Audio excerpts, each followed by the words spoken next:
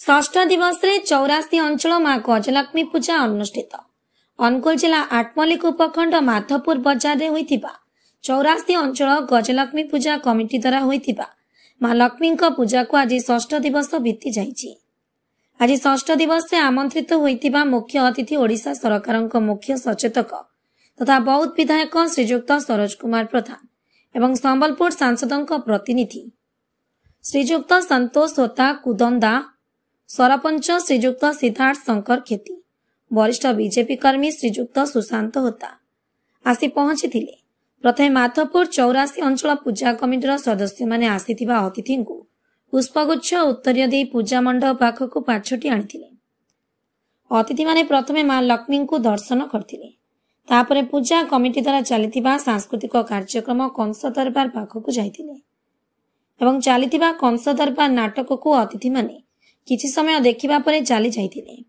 बजार रे एक प्रकार लोकारण्य होइथिबा देखा जाइथिबा बेले सभापति श्रीजुक्त रामचंद्र महाकुड़, संपादक श्रीजुक्त अजित कुमार आचार्य, कोषाध्यक्ष श्रीजुक्त अनंत चरण मेहेर, सह संपादक श्रीजुक्त सुकांत प्रधान, उपसभापति मनमोहन प्रधान, श्रीजुक्त श्रीकांत महार, सुशांत होता, हिमांशु शेखर प्रधान, सुनील कुमार पंडा कमिटीर समस्त सदस्य एक होई यात्रा को सहयोग करथिले।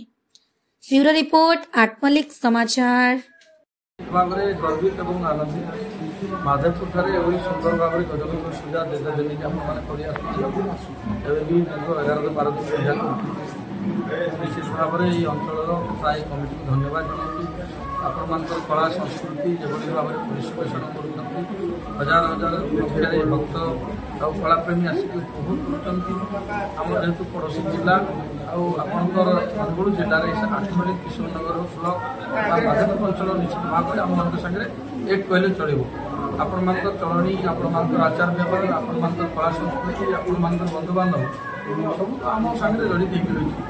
केवल महानदी प्रतिबंधक था जोटा कि दुईटा महानदी क्याकटा भरतपुर तो से निश्चित भाव में बौद्ध जिलार गोटे अंग बोली भावुँ आते सुंदर आयोजन कर मैंने मीना बजार कर सारासज्जा मेढ़ भी बहुत कंस दरबार तो आपण जो प्रकार हिसाब से खर्च बार्च करके गोटे पूजा कर निश्चित भाव में मुझे कृतज्ञता और धन्यवाद जनाऊँ कमिटी को। आपर जो अंचल जो बर्तमान चाषी मान ये अन्य लोकंर जो बर्तमान आर्थिक स्थिति निश्चित भाव में उन्नति होती वर्तमान आज आम यशस्वी प्रधानमंत्री चाषी मान स्वतंत्र योजना भी घोषणा कर प्रधानमंत्री धनधान्य योजना और डाली जातीय फसल गोटे बर्तमान मिशन करने जोटा कि आम लोकाल पर भोकाल जोटा कि आम बाहर देश निर्भर करूँ आम स्वदेशी व्यवहार करवा आम आवश्यकता पूरण हम से प्रधानमंत्री को धन्यवाद जनाऊँ।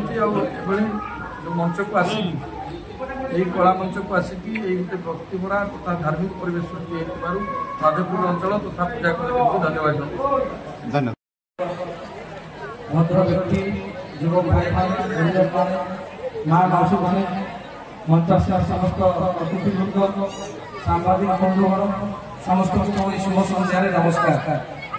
आज पवित्र संध्या आपण ग्रहण अतिथि हिसाब से आसे अंचल जन भाई हिसाब से आसे और निश्चित गर्वित अनुभव कर माधवपुर ठारे यही महालक्ष्मी पूजा दीर्घ दिन धरिक आपने पूजा करके 11-12 दिन यही मंच माँ को पूजा कर विभिन्न प्रकार कला सांस्कृतिक कार्यक्रम कर कंस दरबार भाया दरबार हजार हजार लोक मनोरंजन